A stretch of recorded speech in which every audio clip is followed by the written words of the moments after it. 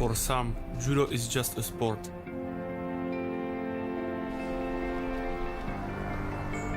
For me, judo is my life.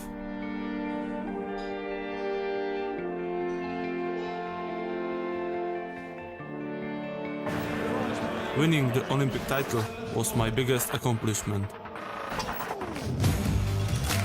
Defending it will be my biggest challenge. To me, judo means respect, fair play and self-control.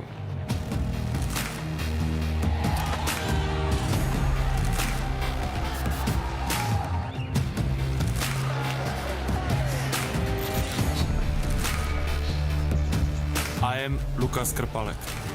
I love judo because I love the challenge.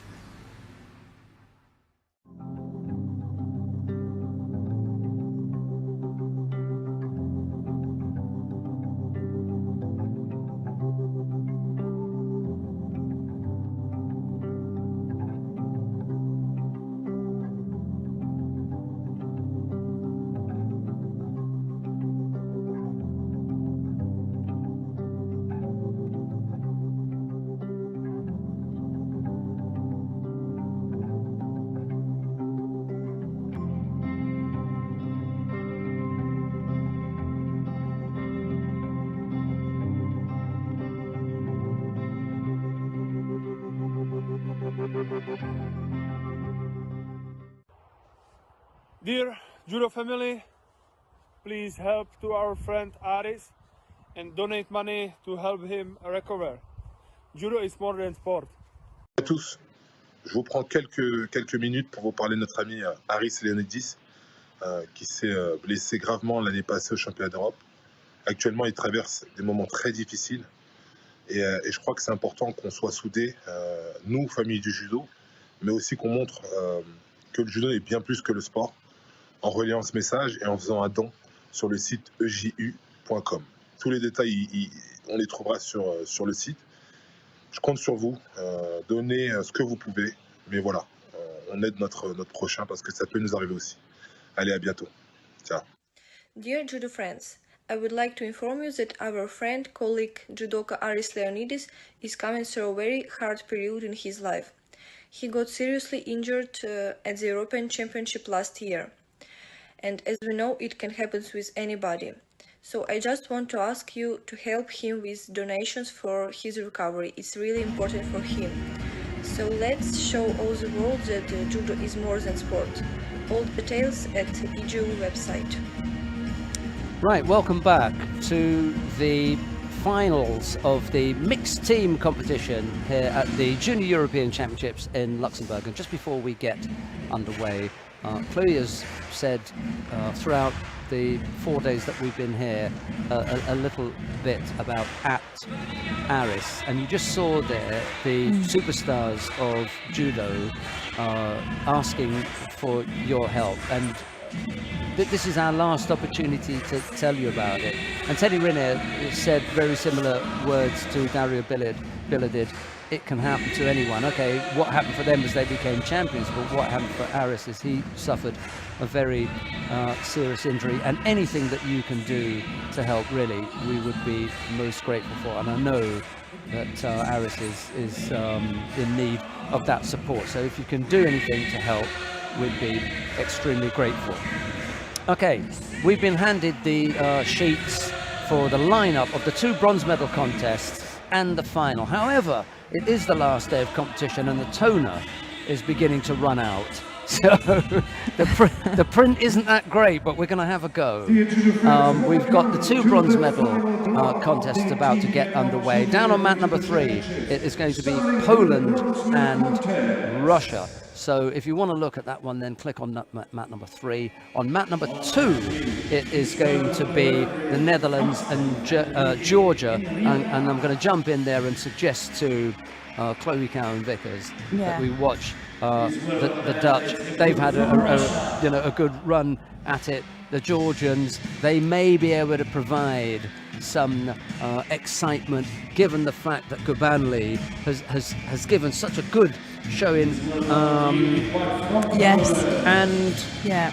Makishvili, I thought she was pretty close Yeah. in that last contest, so there may be something to keep them in touch with the Netherlands. So down on mat number 3, Poland and Russia. Here on mat number 2, it'll be the Netherlands and Georgia. We'll give you the rundown of the Dutch team. Dylan van der Kolk, Johan van Leeshout, Tigo Renners, Marit Kamps, Lars Vissers and Elling Henniger. And that lineup is because we begin with the under 73 kilo category. For the Georgians, Kote Kapanadze, Nino Gulbani, Nika Harazirishvili, Salome Makishvili, Saba Iniashvili and Ellen Askilashvili. That's the lineup. We go to mat number 2. I just remembered that we've got this on the IJF Live website. You can go on there and get the team lineup yourself.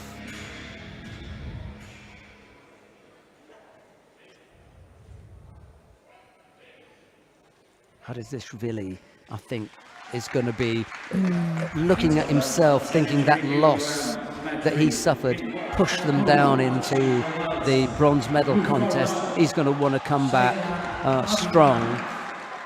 I think that the Dutch are in danger here of catching the Georgians on the rebound. Yeah, You know? and that's a dangerous position to be in. And remembering that the Dutch do have some really strong females in there as well. That's Marit where the balance Kamps, is going to come. Yeah. and Van Lieshout, really strong.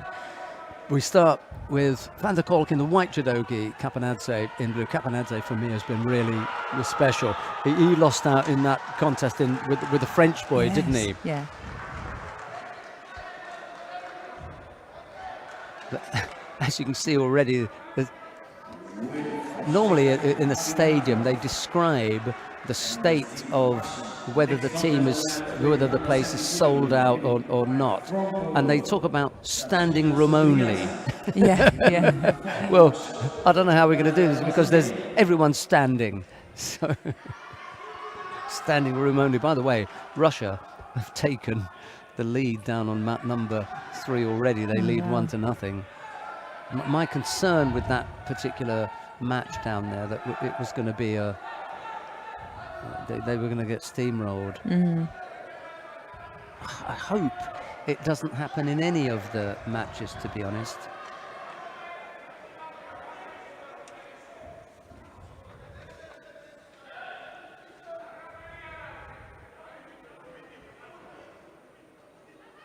Hanna Safarikova is the referee in the middle for this one, from the Czech Republic. It's funny how we mention them and then we hope not to mention them again. Yeah. Who wants to mention the referee in a contest? You know, you'd rather that they stayed out of it. A simple job really of recording it. I think that's a thing as well, from a competitor's point of view. You don't really remember the referees, and that's because they've done a good job. The ones you remember are the ones that you felt messed up a little bit. It happened. It happened. Up.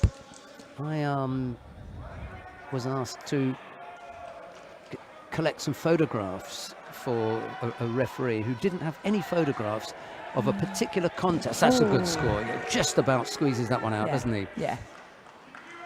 He's so sharp, Kapanadze. Saunders back, yeah. I like her. Yeah. Calm. 'Cause we saw one earlier on that was away from the referee. Didn't give it. Yeah. He's on the ball there. Yeah, that's a score. Good one. Yeah, I was asked to collect some photographs for a referee who had refereed a particular contest and didn't have a photograph of it. And I thought, that's an odd thing. One contest, and you want a picture of it. So, what's the contest? I said, it's the Olympic final with Ilias Iliadis. All right, then, I'll get it for you. And David Finch, the photographer from Great Britain, had the pictures, and he was kind enough to give them up without any charge. Most unusual situation, but he did anyway. Not to give them up, but to give them up without any charge. I'm trying to think who the referee was. He's there.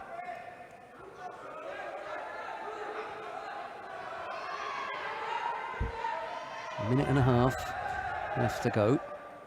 Capanadze looking comfortable. There's an air about some fighters when you see them moving around the mat and they just look comfortable. They've got things under control. It's in hand. That was in London. That was Frank, isn't it? That was Frank Ochko, yeah, it was in Athens. He struggled to find it. Might. That was London. And it was Wongo Chow, that one there that you saw.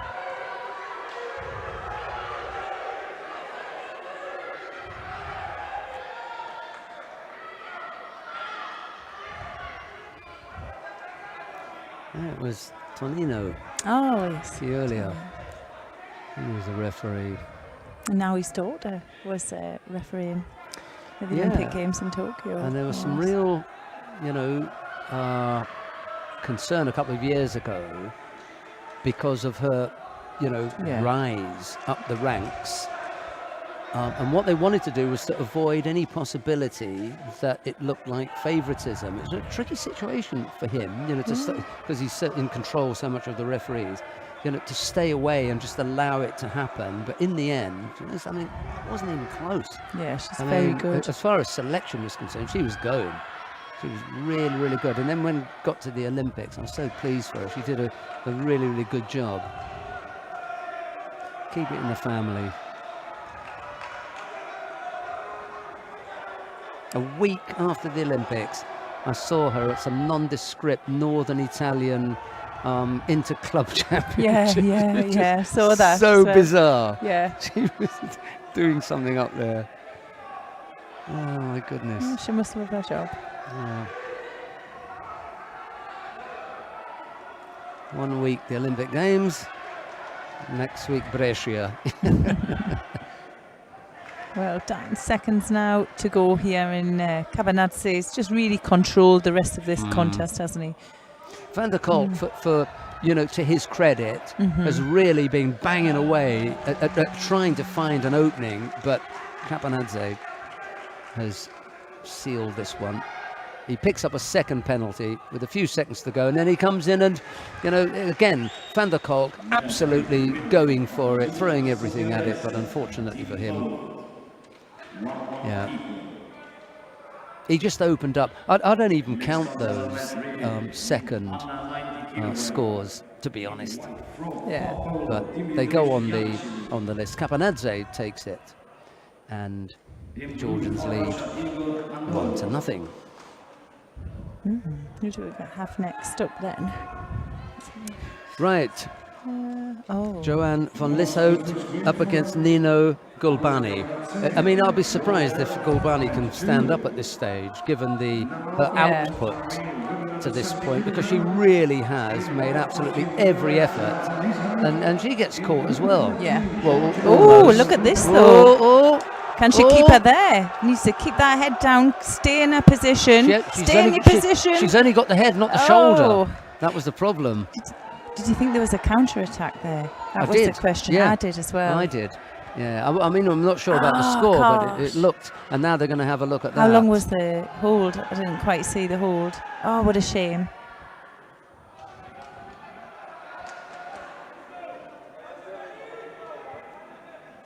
If it is, it'll be for the Dutch. Yes, it will.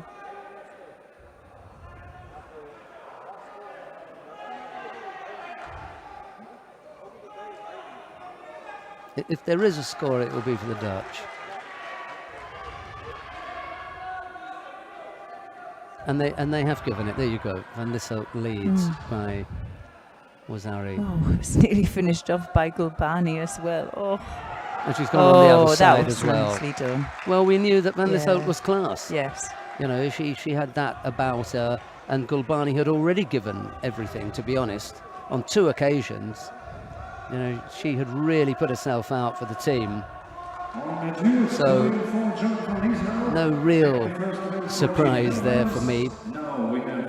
Van Lisse comes to tidy things up, and it's 1-1. In white for Netherlands, Thibaut Rennes, and in blue for Team Georgia, Nika. Right, we've got the under 90 kilo category here. Thibaut Rennes of the Netherlands.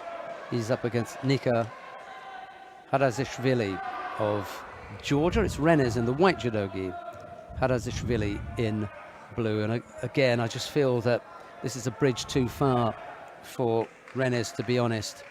Asking so much of the Dutchman to come back again and again and again. And it's a repeat of the final of the under 90 kilo category. Just so hard, I think. Yeah. You know, it's as though Harazishvili has got his number. Yeah, and it's whether Rennes is tentative in the contest, or he's thinking, well, I'm going to learn from what happened previously, and I'm going to, I've got a plan, and I'm going to really be confident and go for it. Now that was close. A good score, right? Yeah, it was a good one. Yeah. Well, Lisa Harrison of Great Britain, she thinks it is as well. And wow, what a turnaround! I love the Georgian coach giving the TV signal. I'll let you know, mate, when we're going to look at it. Yeah. Yeah. I like that for a score.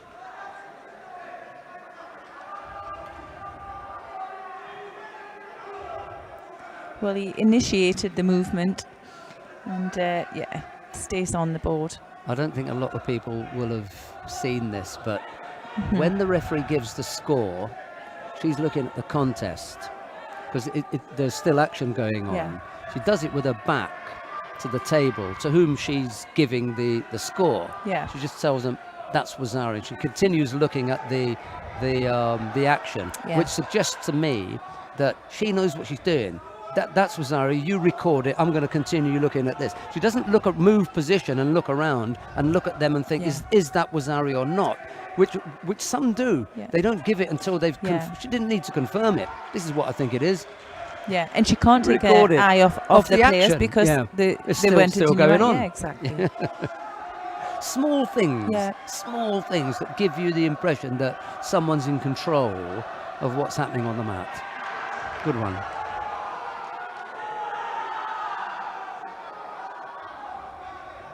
Too much time on the board here, unfortunately, for Rennes. He'd like to be looking at 40 seconds and not 2 minutes 40. Yeah. Oh, he's just taking a little bit of a hit to the face there in that grip and exchange.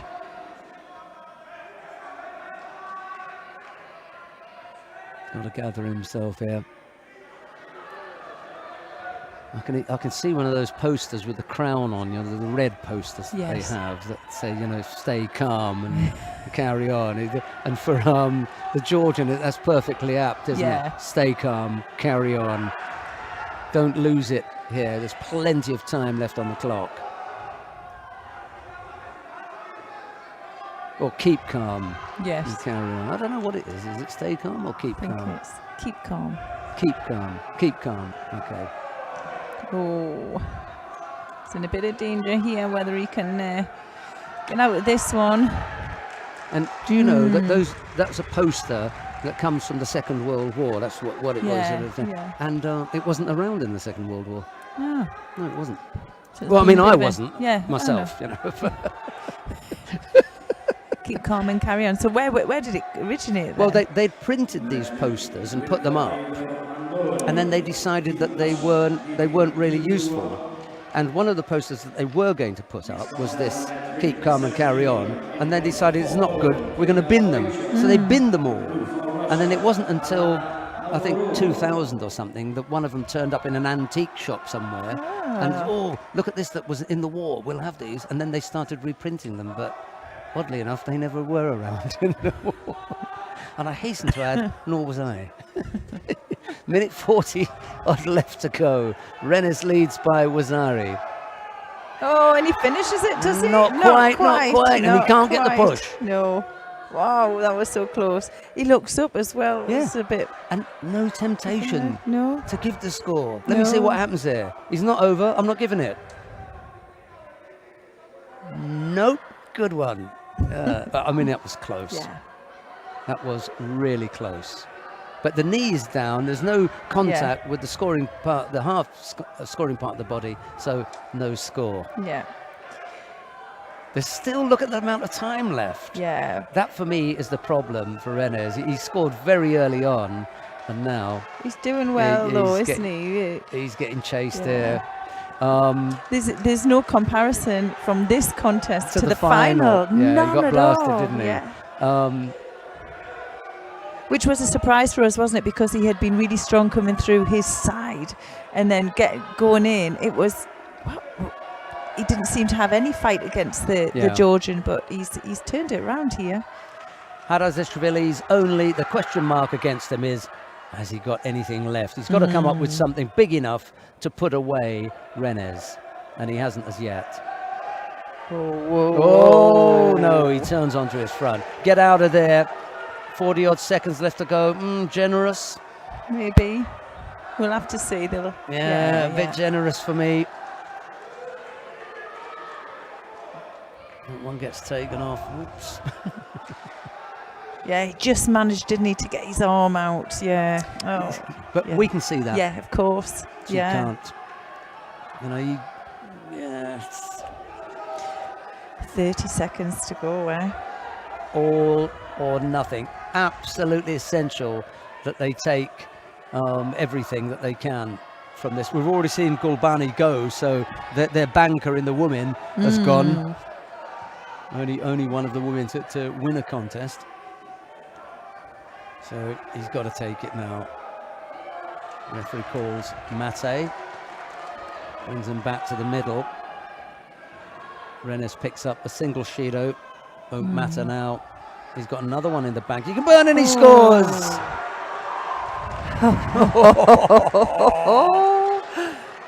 I tell you what, our scoreboard operator may end up getting shot here. Let's have a look at this then. Oh. Because well, the Ouchi. Yeah. Yeah, look.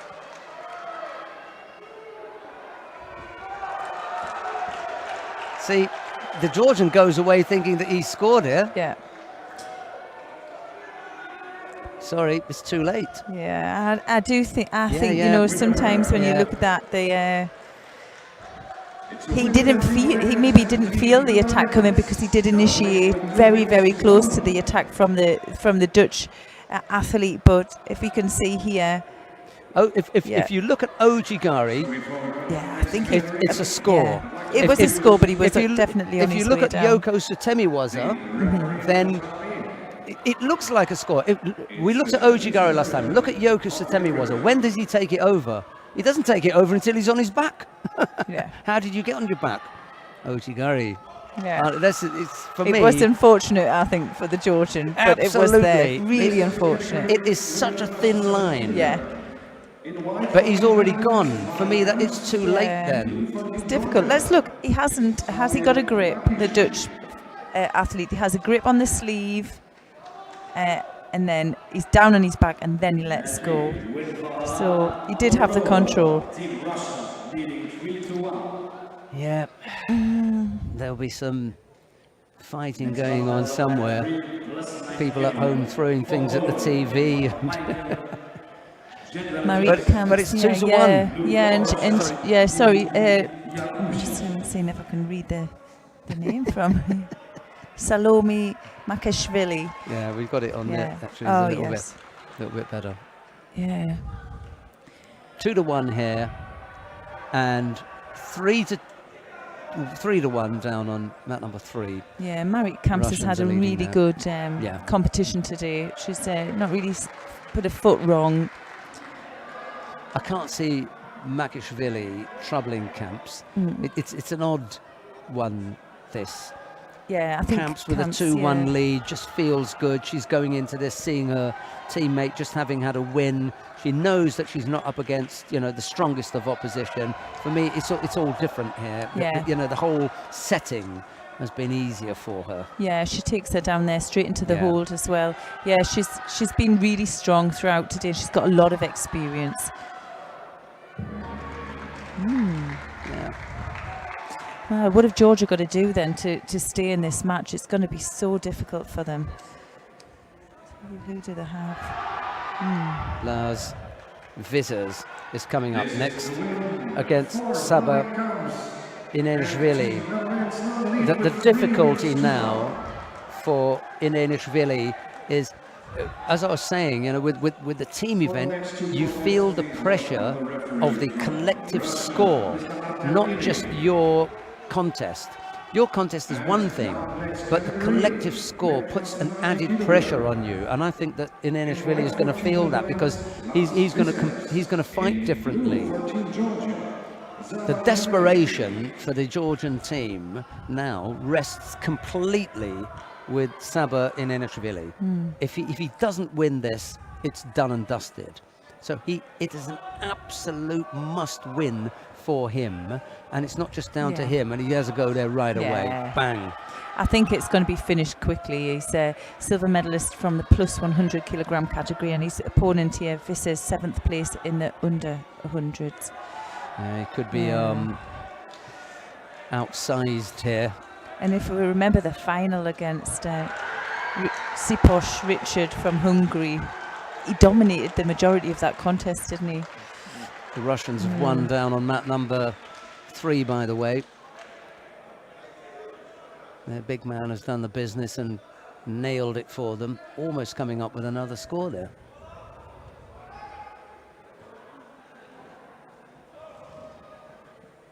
Or did he? Did they give that? No, I don't think they did. No. Yakushev winning down on mat number 3 to give the Russians a 4-1 win over Poland. That was my suspicion. I'm not sure if Zobiewska had an opportunity to get to the mat, but that's the only place that I saw them taking a win. And that was the one that they did win. Yeah. I didn't even see it, but I thought, I mean, she was the strongest out of them. Absolutely super kid. She was. Oh, there's a great chance there for Vissers.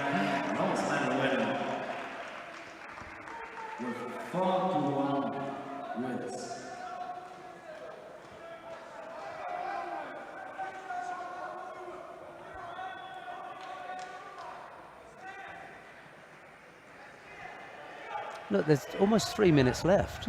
If Vissers uses his brain here and drags this out as long as possible, there may be something left in it for him. But, you know, early on, the Georgians are just so strong. They've always been that way. If you can't do them in 2 minutes... Yeah, you're out of it. Yeah, if they haven't done you in 2 minutes, you get a chance. Yeah.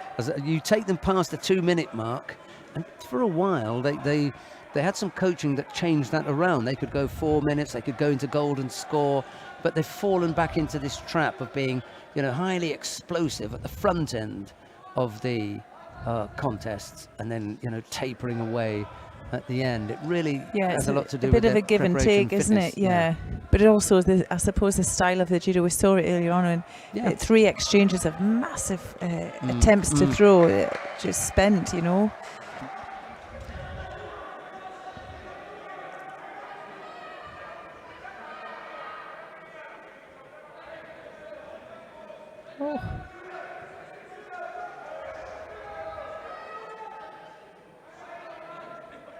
Well, they were spoilt for choice, weren't they, in who to put in here. They had a couple of fighters that they could go with, the Georgians.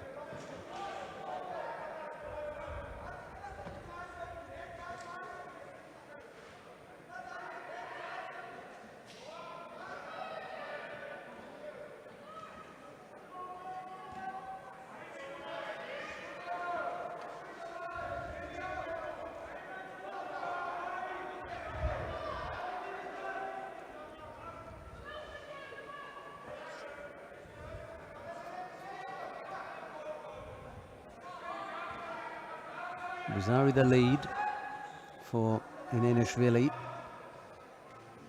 Just over 1.5 minutes left to go, and there's a nice finish as well. Yes.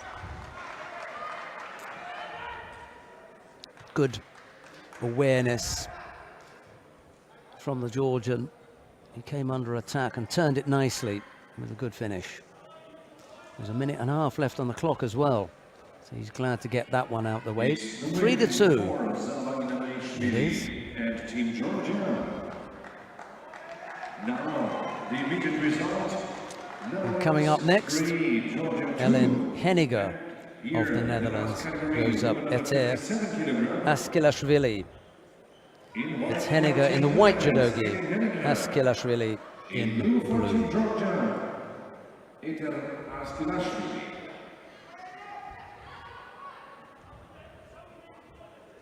Well, Askilashvili, she really has to win this one to keep her team in for a shout of a bronze medal.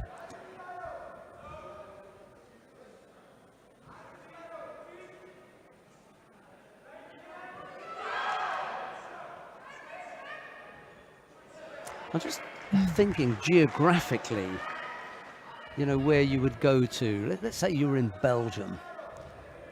You know, you've got France, you've got Germany, you know, in close proximity to you, so that you can travel, you can do training camps and competitions and that sort of things in your development. Where do the Georgians go? For women's judo. Yeah. So it's this geographical isolation as well that makes it difficult for them, because their neighbours are Azerbaijan. Yeah. You know, we're not jumping off the women's program there, are we? So it's a tricky thing.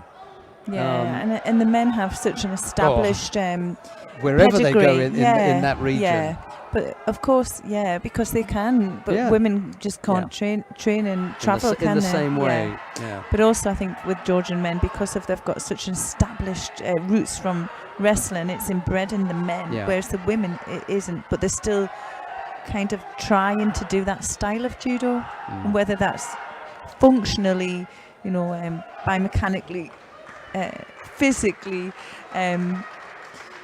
you know, realistic for women to be able to do that powerful judo without really getting injured, or without being able to, like I always say, you really need to create momentum when you're a woman doing judo, because we haven't got the power. Yeah, women are powerful who do judo in comparison, you know, to your run-of-the-mill average woman, but at the same time, of the type of movements that require. Oh wow, that was amazing. Yeah. Going in that direction. Speed, Took advantage of that. Going to take advantage of this too. Yeah, I really like that turn she did. Yeah, just used the leg. She didn't mind the leg being in, because it controlled the move. She's taking her time. She's tied up what she needs to. She just needs to get her balance back, get a little bit more of her body on the mat, or keep her body on the mat. As soon as she lifts the knee up, her opponent can rotate and turn her here.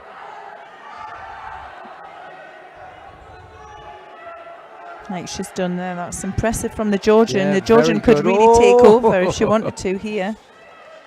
She really battled hard there. And for all the shouts of mate, mate, I thought the referee did well to allow that one to develop. And then in the end, there was the opportunity, as you say, for the takeover. Almost got face planted as well. Slap. Did you ever end up with those? No. Oh, okay. No. Cauliflower ears. No. No ears. Oh, well done. Just got the head. Yeah. Now the arm, but not enough. Saw that earlier on. She's been good, hasn't she, in her transition? Yeah. She's sharp. Penalty for a false attack? Okay.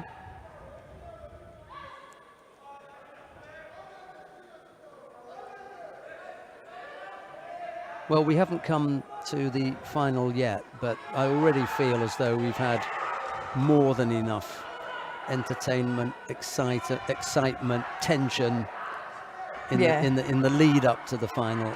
Oh, she's had to tap. Oh, Great shimmy was amazing. that? Yeah.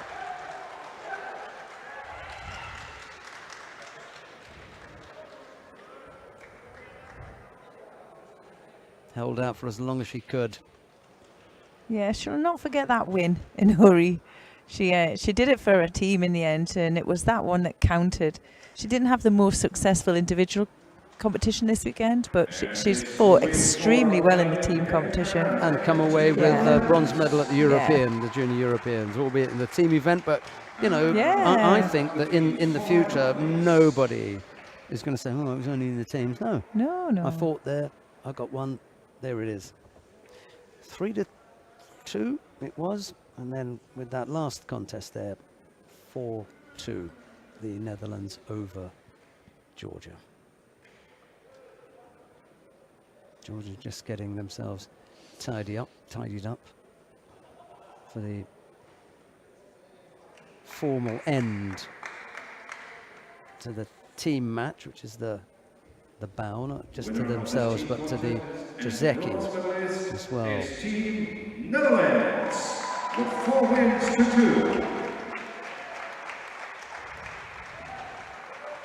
Yeah, we've still got some protocols, haven't we, that other sports don't have. And do you know something? I know I've mentioned it a few times before, but cricket has some protocols that you have to adhere to. That's part of the rules, and that's why they've got that old, English adage saying it's not cricket. If you do something and say that's not cricket, because we've got rules. And we follow those rules, and judo has that etiquette, and we like to see it, and bowing is part of it. Yeah, and if you kind of explain that, saying it's a little bit like that's not correct, or that's a little bit disrespectful, isn't it? Yeah. It's just not cricket. 4-2 it was. The Netherlands over Georgia. Must admit, I watched a little, not a lot, because I watched all judo throughout the Olympics, and I do like watching some other sports. But the taekwondo was on quite a lot in my country, because in the UK, because they're quite successful in the medals. Yeah. But it's a shock when you watch judo so much to see when they win.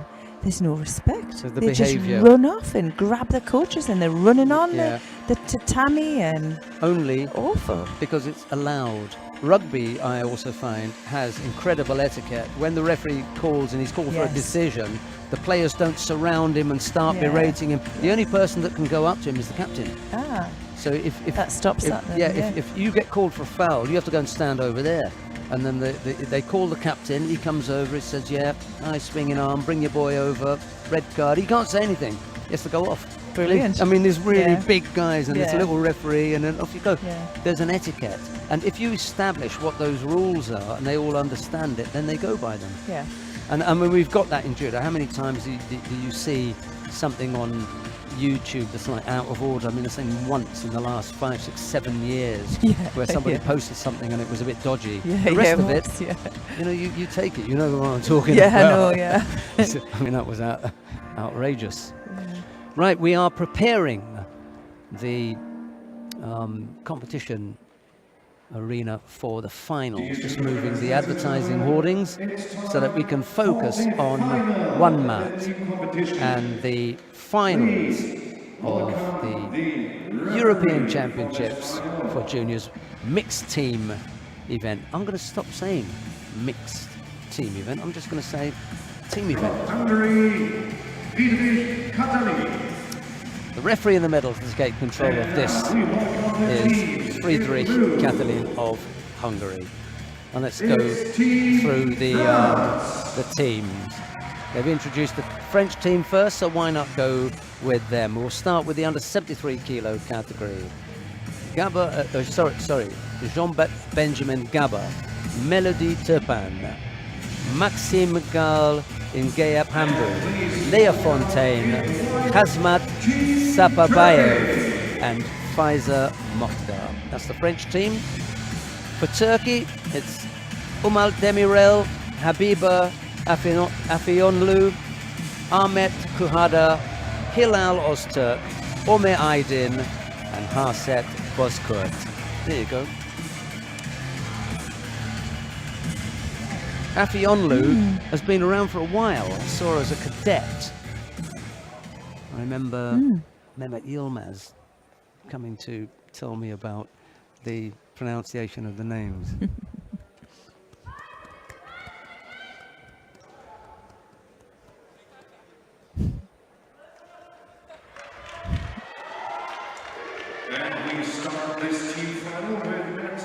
it's nice. The Dutch team have just came and sat down to collect the medals ready for us to go, and they're so lovely, aren't they? They're happy, Waving yeah. And the thing is, they can see the tatami. Oh yes.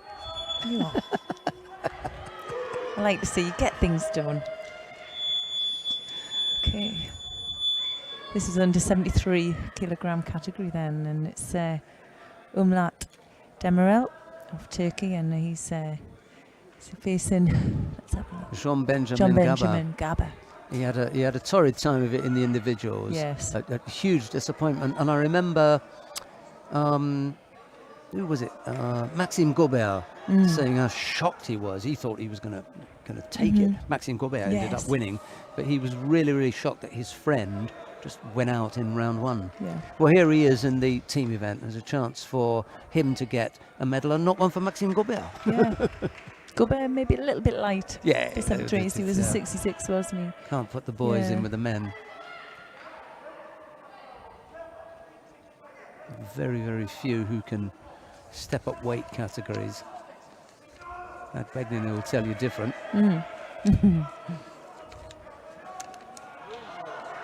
Well, he's gone off the other side there. But no score.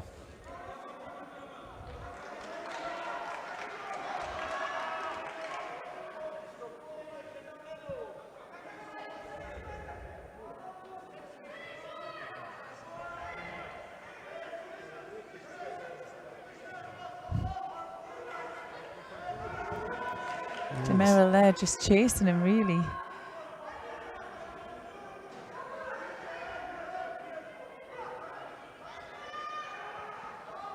Well, they've already, as I said earlier on, defeated the might of Russia. Turkey will turn up for the book. Will they be able to get past France?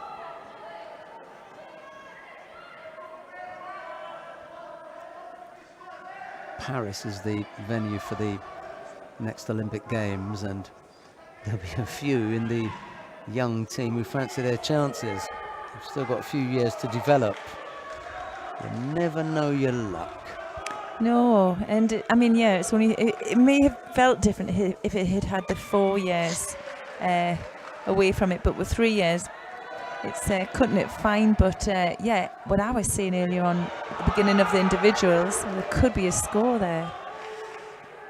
Yeah, Gaba goes ahead. Yeah, I think before the individuals, we've seen how strong the junior men's team have developed over the last few years. So yeah, great things coming from there.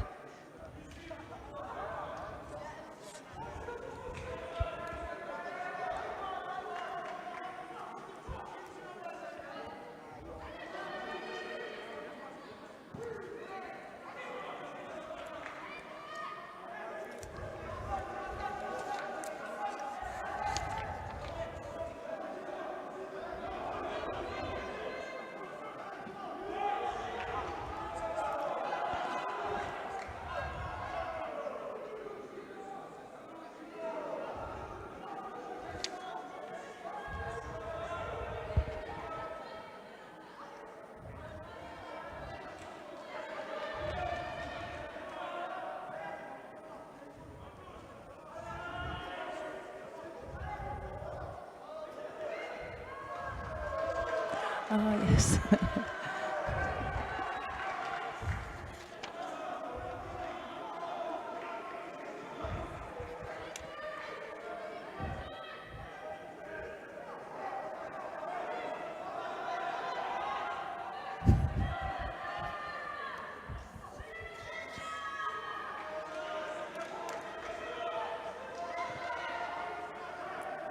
Just over a minute left here, and Gaba, well, looks comfortable with the lead, finishes it off there with the second Wazari. And well, he puts France ahead in the first contest.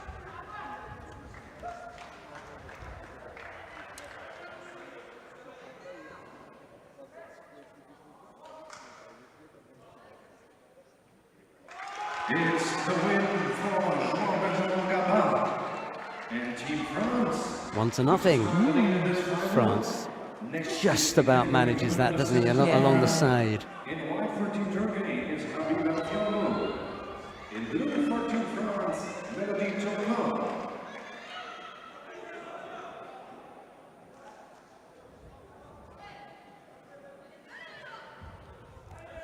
Okay, next contest is Habib Affonlu from Turkey, and she's facing Melody Turpin of France. Affonlu in the white judoka here and Turpin in blue. Well, it's a quick one for France, and Turpin there. Not hanging around. Yeah, absolutely not. The referee's just gonna take their time just to make sure. It's always an agreement. unfortunate when it gets ugly in the final. You'd hate to see 4-0. Yeah. But I've got serious suspicions here that this could be the case. It just looks like such a powerful French team for the final. And you know, the fourth contest is Leah Fontaine. Yeah. But mind you, against Ozturk, that might be a really good one. Yeah. Well, what they did with that was very similar to what's happened previous contests, that the Kochi Gak was applied, but it was looked to be countered. She did land on her back, so there was no score with the counter-attack because that Turpin did lose some control. She's going again for the... Oh, and that time she sticks in, yeah. So that was really strong. She has a good opportunity to finish here. She's in a great position. You can see the legs coming out already. Just needs to make a bit of distance between herself and her opponent there. That would help. It's not all over.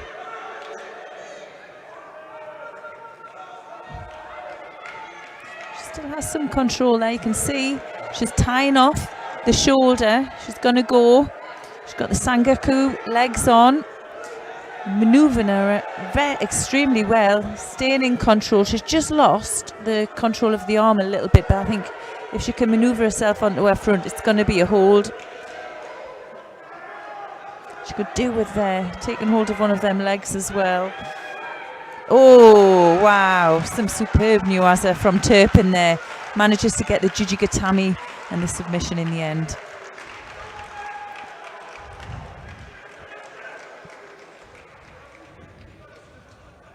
It was clinical, to be honest.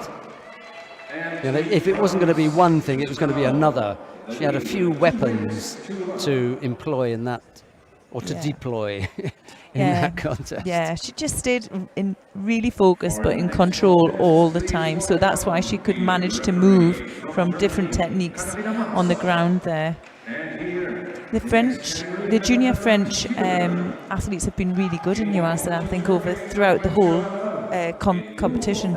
They've all managed to have some score and technique in Nuasa, which wasn't always the case.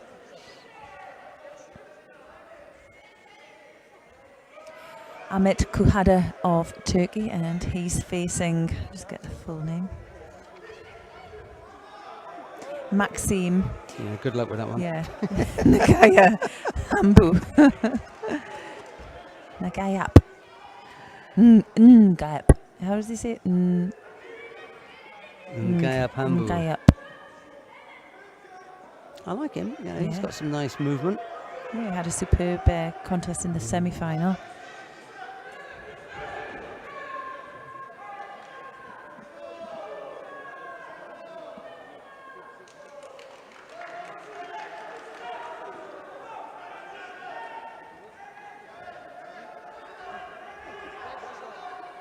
He just wasn't comfortable in his position and probably decided, I'd rather pick up the penalty than put myself in any danger. Searching for that sleeve. Who's going to get the control of the sleeve here?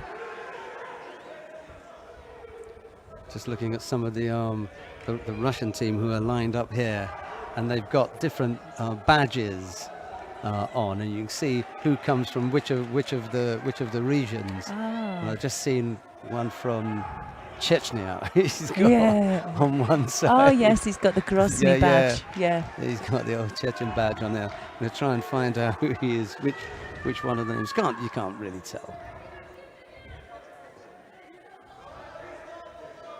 Could be this one. Oh no, he's plus 90s. It's not that one. Yeah, might be a previous he'd shift. fought earlier. I'll tell you.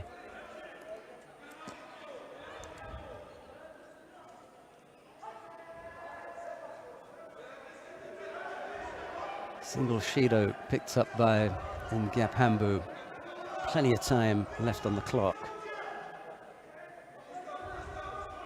Chuhada out in the middle again. He's had a time of it, hasn't he?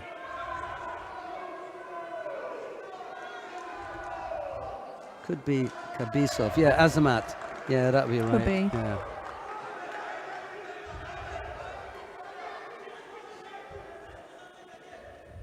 I think that's Azamat Kabisov. Oh, Almost. he's got a big throw in him. I think if you can manage, it's 2 minutes to go, and it's hard with the 2 penalties against him. But I think if you can pull something out in the next minute, it could do it.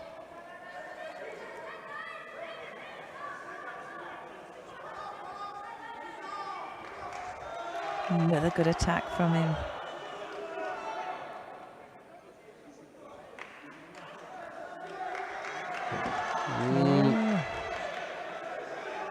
Chuhada makes things a little bit less difficult for Ngap Hambu because he picks up a second penalty. Releases the pressure valve a little bit. Oh, Oh, is he going to hook in and get it? Ah, Yes, he he's does. He ran the risk, didn't he? Yes. He decided to go for it. The arms went round. Big ball. Flat on his back. Yeah. You knew it was coming. Thought it was going to be a little bit earlier than that, but timing was incredible. Look at this. His opponent goes to hook. He keeps the momentum going, and wow, just puts him through the mat in the end. Hand slap for Leah Fontaine and a hug as well. It's her turn out in the middle now. 3-0 for France. And as I said, you know, I just had the feeling that this could get ugly here. And with Leah Fontaine going out, don't misunderstand me, and Hilal Öztürk. Well, Öztürk has had a good day as well, hasn't she? She's, I think, more in for a chance. Fontaine's the finisher. Yeah. This is the close-up. Kamisho Gatami. Well, wow. And it's all over. Yeah, she made that one easy in the end.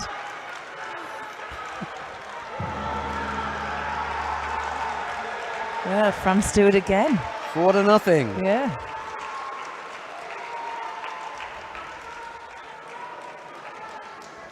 I just had the feeling that when she got the hand slap and the hug, it was go and finish it. You know, that was the message. Yeah. Close it now. No need to go any further. Wrap it up. Now, team lineup, please. And they did. They did. It was a whitewash in the end, wasn't it? 4-0 France. And they put out all of their big guns. And, you know, Mokdia didn't have to fight. She was good. That would have been a really good contest, wouldn't Yeah, it? it would have been, Hazret yeah. Buzkurt. Yeah. And we didn't have to see Hazmat Sapabayev. Not necessary. Gaba Turpan and Ngap Hambu and Fontaine 4-0 over the French. Demirel, Afyonlu, Chuhada and Öztürk just met that wall, I'm afraid. They gave their best when they knocked out Germany and Russia. Yes, I they think, did. you Yes. know, Yeah. and after that, they were pretty much spent. Yeah, I think if you'd said they're going to knock out Russia for me, I would have questioned that. But yeah, they were exceptional in that contest.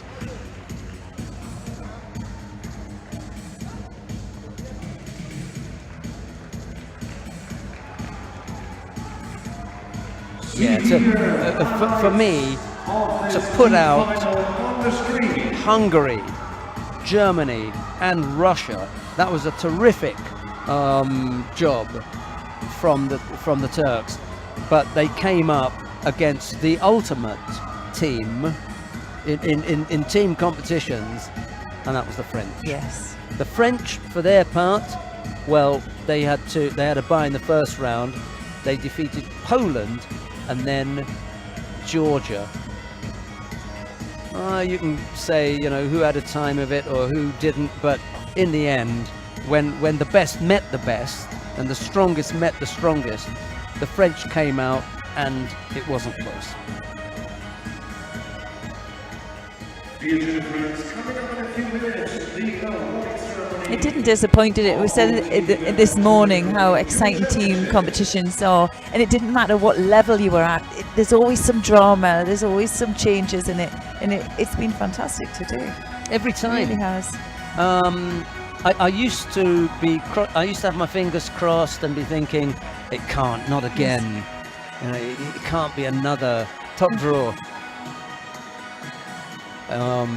competition with excitement and bringing it right to the end. Sometimes the final, I find, falls a little bit flat. We normally have all the action taking place in the lead up to the final, and then you get the 4-0 drubbing in the end. And we've seen that sometimes with the Japanese. They come in there and they give people a stuffing and everything. It can be disappointing to watch that. And that's why, I mean, I've got absolutely nothing against the Japanese. Absolutely nothing. That's, you know, it continues to be their sport. We continue to look to Japan for absolutely everything. But when it came to the team event, you know, I kind of had my fingers crossed that the French would at least put up a good show.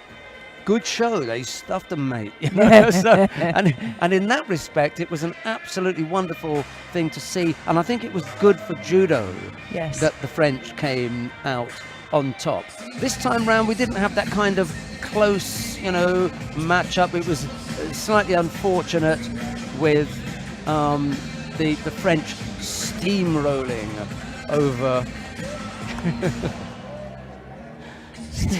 over a spirited Turkish team. But for the rest of the day, I'm sure all of you at home will agree that there was more than enough top draw entertainment, and there were more than enough individual matchups in there that really gave something. And quite a lot of them, actually, I think, I mean, those of you who are real technically minded in judo, there's so much that you can see here and learn from. In particular, some of the tactics that are either employed or some players, more importantly, fail to employ. Yeah, the two Russian coaches are just a few feet away from us. Tia Donguzashvili and Kamil Magomedov. Sinan Sandal for Turkey, not long off the tatami himself. I'm just looking at TS results. I mean, she got a bronze in the Olympic Games in Athens and 3 times medalist at the World Championship. But wow, she had, apart from that 5th place, 1, 2, incredible results.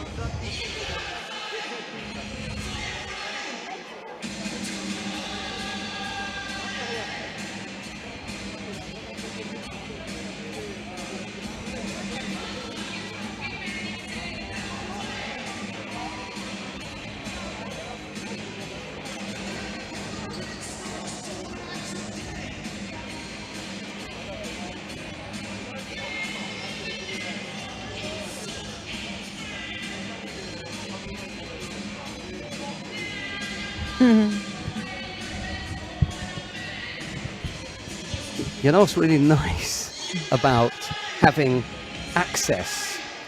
Like all of the people who normally keep you out of certain areas. Well, I guess I'm older.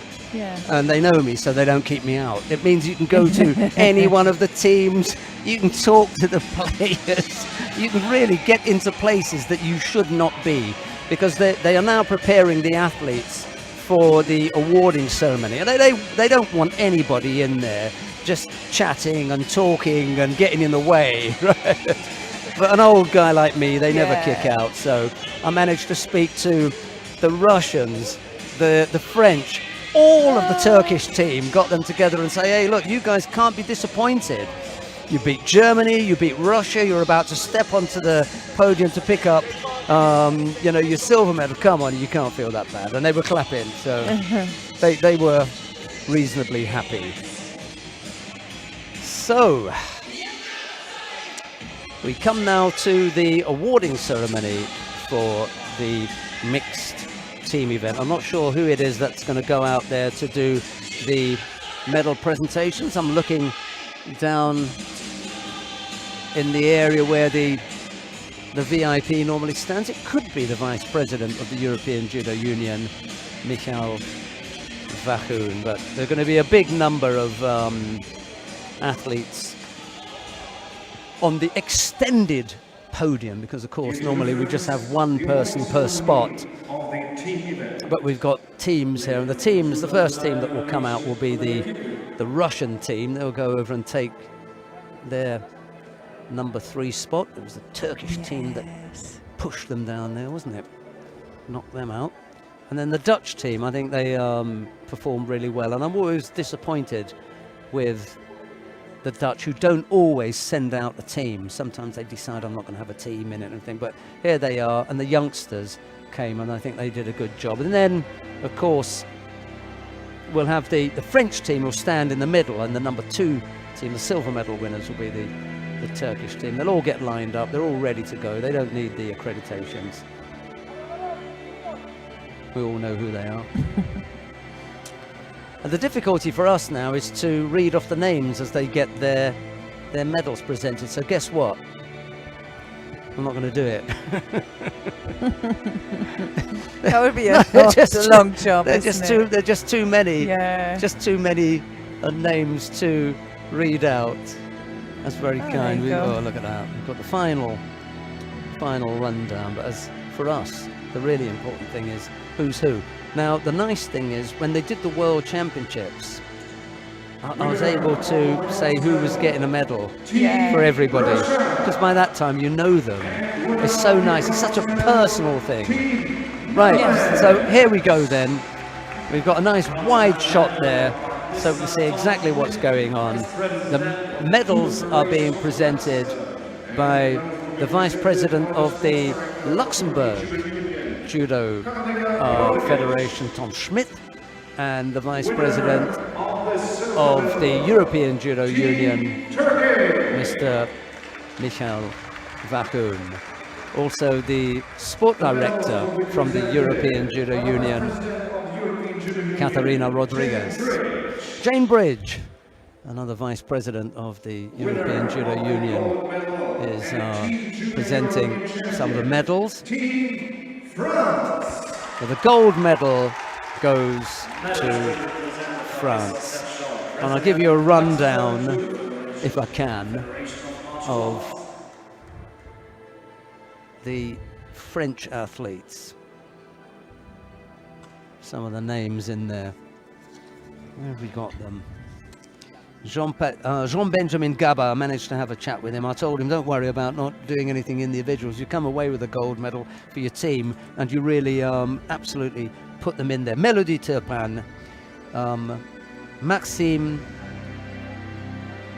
Engiahambu, Leah Fontaine, Khazmat Zababayev, and Faiza Mokhtar. There are plenty of others in there as well. Yeah, Kalia Isufi, we saw her, Coralie Haim, Timan Diaby, we just saw him the once, I think. And Maxime Gobert was there. I didn't see the 60 kilo boy. I suppose that's too much to ask. It's pushing it a bit, isn't it, to Yeah. stick him in there. So he only comes to work. Maxime Gobert came up for a second medal. Yeah, 2 gold medals, not bad, eh? And then at some stage, we've got the presentation of the trophies as well. They're rather spectacular, grand looking silver trophies. And I remember being on a flight once where the Georgians had won a team event and they dropped the trophy and dented it. Luckily it wasn't there. We had some really nice porcelain trophies one year from, I'm trying to remember the company who sponsors those porcelain trophies. Luckily they didn't drop that one. That wasn't going to dent.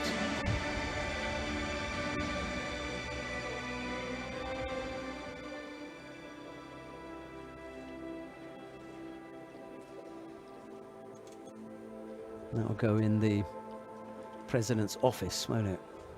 In the cabinet, you go in there and you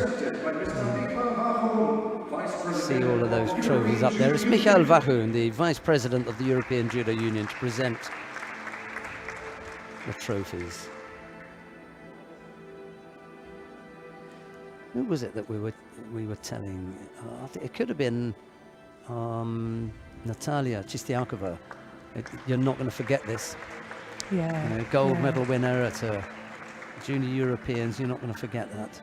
And then, you know, she's on already to the next thing, which is the Junior World Championships. So good luck with that. Quite a few of the athletes are going. The Russians don't know, by the way, who's going yet because they haven't done the selections. So we may see some of them at the Junior Worlds, but there is the presentation for the French team, and now the national anthem of France.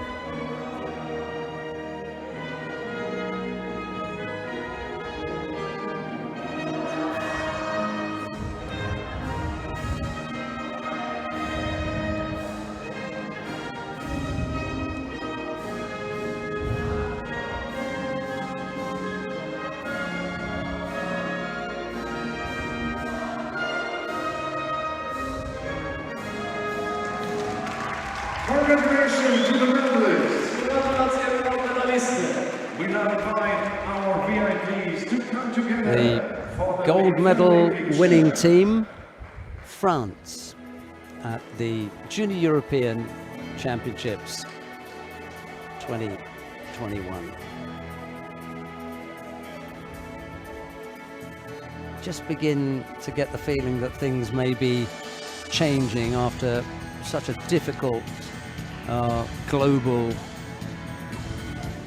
crisis that we've had, you know, and we've been lucky enough to be here over the last few days, and there's still things that you've got to do that bring home to you the difficulties that this pandemic has caused. But right now it doesn't feel like that. Beginning to show signs of maybe.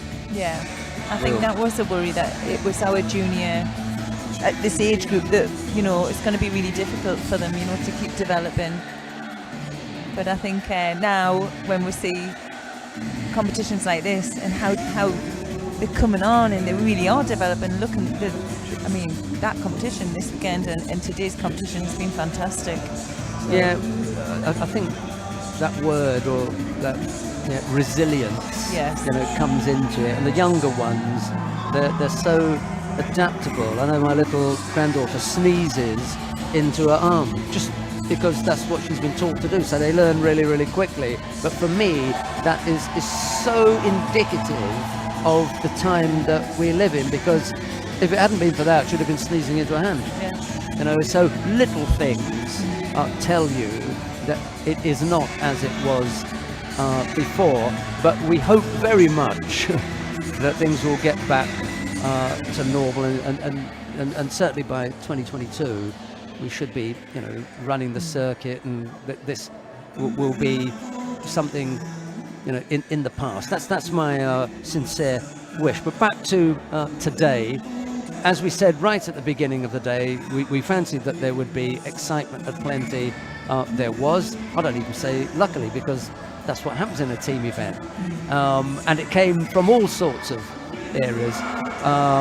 Big performers of the day for me, Turkey without a doubt, beating Germany, and then absolutely off the scale defeating Russia. For me, that was absolutely. I've got nothing against the Russians, but you know, when a team steps up and it has that kind of performance, great. But at some stage, you know, you meet your match, and the French were more than a match for the Turkish team in the final. Was it a surprise that the team that has, you know, the Olympic team champions could also do the juniors? Not really. You know, the depth of French judo, the history of French judo is just too long for us to say, oh, we're surprised that the French won. No, we're not. We picked out two teams to look for. Well, I did anyway this morning. France and Russia. Yes. Russia got bronze. France came up with a gold. Yeah. Your thoughts, Chloe? I think the same, very similar to yours. I think when France beat Georgia, which was always going to be a close one, but they really did beat them well. I thought there's no stopping France from there. But yeah, it must give them a massive boost to know that their senior team can, you know, go to the Olympic Games and win a team competition against Japan, who had the more superior medals in the individual competition. If they can do that, well, it's just setting the scene for them, isn't it? Of the four teams on the podium, two have incredibly strong club leagues. Yeah. France and the Netherlands. Yeah. Really strong. Russia also, you know, strong with clubs. The only one missing from there were the Germans. The Germans also have, you know, their Bundesliga. Yes. So for me, there's an indication there. If you want to compete in international teams, get used to it. Get started. Get the clubs competing. And I think for so long that's been neglected by a lot of people. Club competition. Yeah. Right, well, the next action we've got for you, can't say, because we are back on the circuit and there is a bit coming up, but whenever it is, all of you are judo people at home, I know you are even more proficient than we are in knowing what the calendar is like, but wherever it happens to be, we look forward to your company. But from all the broadcast team here in Luxembourg, from Chloe Cowan, Vickers and myself, it's bye-bye for now. Goodbye.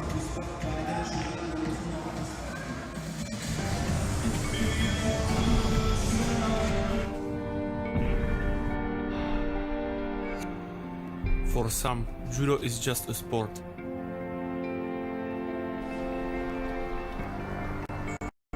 For me, judo is my life.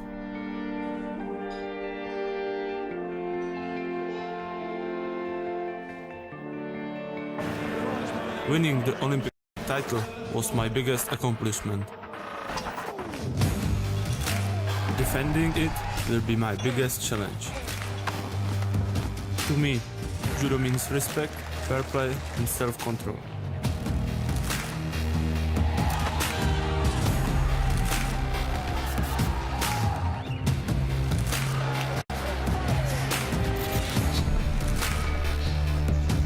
I am Lukas Krpalek.